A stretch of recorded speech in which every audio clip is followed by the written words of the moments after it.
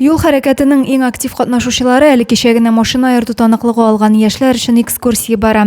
Зәй политехник колледж студентларын юл хәрәкәтеннән соң махсус стоянкага урнаштырылган автомобильләр белән белгеч таныштыра. Ел саен ноябрь аеның 3нче якшәмбесе юл хәрәкәте корбаннарын искә алу көне буларак билгеләп үтелә. Нам разрешили провести экскурсию для студентов Заинского политехнического колледжа.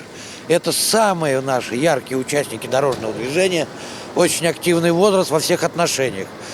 Как с положительной, так и не всегда с положительной. С отрицательной стороны тоже есть нарушение правил дорожного движения со стороны студентов. Стоянкага авариядан соң китерелгән машина һәм мотоцикллардан башлап исерек хәлдә идарә иткән юл хәрәкәте кагыйдәләрен тупас бозган машина йөртүчеләрнең техникалары да бар. Юлларда әһәмиятле булырга, игътибарлы булырга һәм юл хәрәкәтеннән соң күргән җимерек машиналар, бәрелгән машиналар бик авыр булды карарга һәм шул юлларда игътибарлы юл чыкканда барырга кирәк. Агымдагы елда Зәй юлларында 33 юл транспорт һәлакәте булган. Шуның 3-сендә кеше гомере өзелеп, 47 кеше яраланган. Адилә Борханова, Денис Сипатов, Зәй хәбәрләре.